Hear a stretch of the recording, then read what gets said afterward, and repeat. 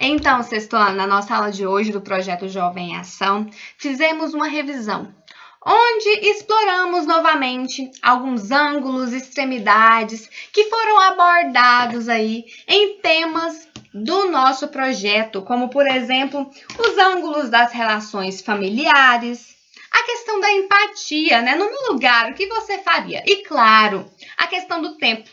Vimos que existem diferentes formas de utilizar esse tempo, diferentes ângulos a serem vislumbrados. Nós vamos então agora para o desenvolvimento das atividades relacionadas a esses temas que foram revisados, para a gente ver se estamos bem afiados. Então vamos lá comigo? A número 1 diz o seguinte: sobre o valor do tempo e as formas de utilizá-lo, explique a frase a seguir e seja argumentativo.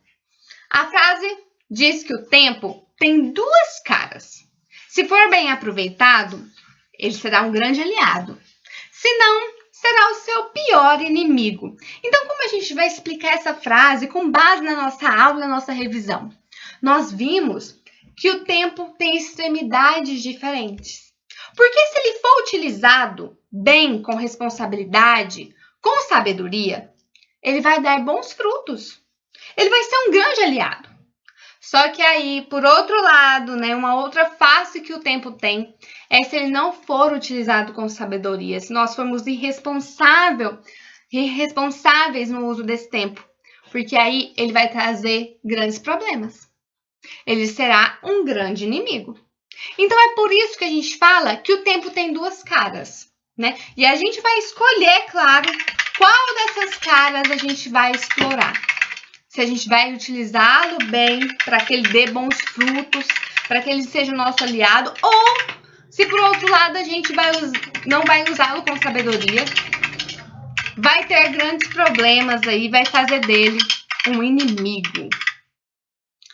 Então, a número 2, já que existem diversas formas de utilizar o tempo, né? Vimos a importância de utilizá-lo com sabedoria, com responsabilidade. Quais atitudes que indicam que a gente está usando o nosso tempo com sabedoria? Olha, aqui a gente pode listar diversas atitudes. Ser uma pessoa dedicada, verdadeira, responsável, estudar, trabalhar. Essas são assim, exemplos, né, de atitudes que demonstram que a gente está sendo sábio ao utilizar o nosso tempo. Então, tudo aquilo que mostra o nosso comprometimento é uma forma de utilizar bem o tempo, de plantar bons frutos para que haja uma boa colheita. Então, existem várias atitudes que vocês podem colocar aí também. A próxima questão traz aí uma tirinha, né, do Armandinho. Ó, observem a tirinha a seguir do personagem Armandinho, que nos ensina que a previsão do tempo é que ele não para. Com base nisso, responda como você tem utilizado o seu tempo. A tirinha traz aí o pai do Armandinho, provavelmente, né? E ele pergunta: me ajuda com a previsão do tempo, Dinho? Claro! Daqui a 10 minutos vai dar 10h30. Ele estava perguntando aí do clima, mas o Armandinho entendeu que eram as horas. E as horas não param, né? O relógio não para, ele não volta. Então, é por isso que o tempo é muito valioso. E aí? Como que vocês têm utilizado o tempo de vocês? Nós vimos que existem atitudes que demonstram responsabilidade ao utilizar esse tempo. Vocês estão utilizando esse tempo com responsabilidade, com sabedoria? Como? Vocês estão estudando, estão ajudando os pais, estão sendo responsáveis, estão buscando se tornar pessoas melhores? Como vocês têm utilizado? Ou não? Vocês têm escolhido aí a outra face, o outro ângulo do tempo.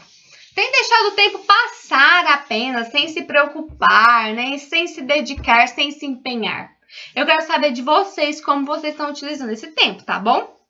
A próxima questão, mais uma tirinha, né? Observem aí, a seguir, mais uma tirinha do personagem Armandinho, que ele vai narrando aí, né, uma situação, ó. Abandonar preconceitos, abrir a mente e se perceber na realidade do outro, até ser capaz de sentir o que o outro sente.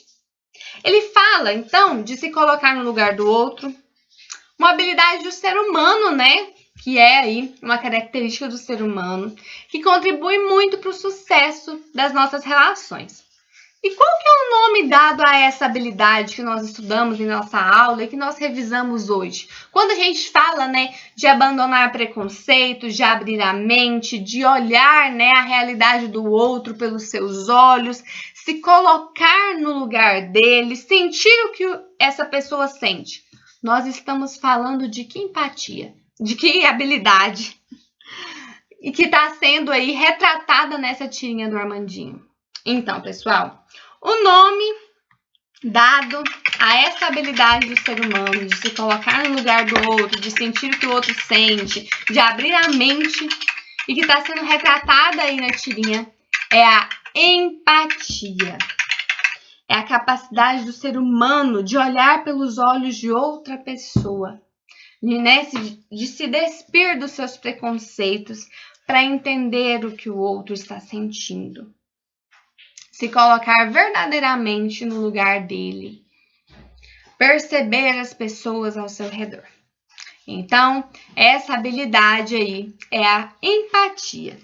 A próxima questão é uma questão de marcar. E diz o seguinte: é importante buscar sempre compreender o outro. Ver pelos seus olhos. Quando você se coloca no lugar do outro, vê as coisas por outro ângulo. Analise as alternativas a seguir e marque a que não corresponde a atitudes que nos ajudam a praticar a empatia em nosso cotidiano. Então, uma atitude que não ajuda a gente a ser mais empático, tá bom? A letra A diz o seguinte: deixando de lado opiniões e qualquer julgamento.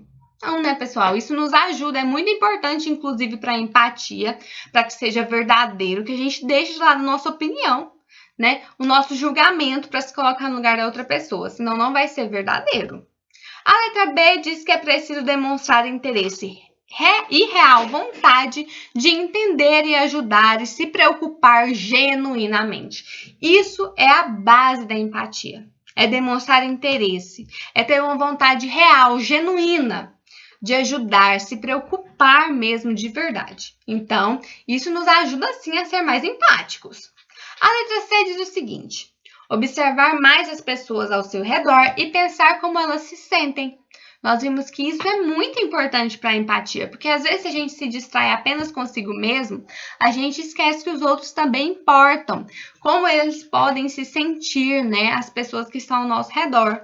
Então, observar mais as pessoas, pensar como elas se sentem, é importante sim para a empatia no nosso cotidiano. A letra D diz o seguinte: entreter-se apenas consigo mesmo, sem pensar nos outros. Opa! Eu acho que é a alternativa D.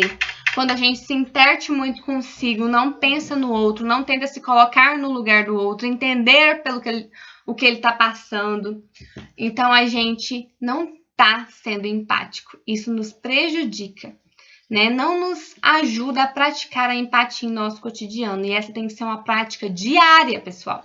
Nós precisamos observar ao nosso redor.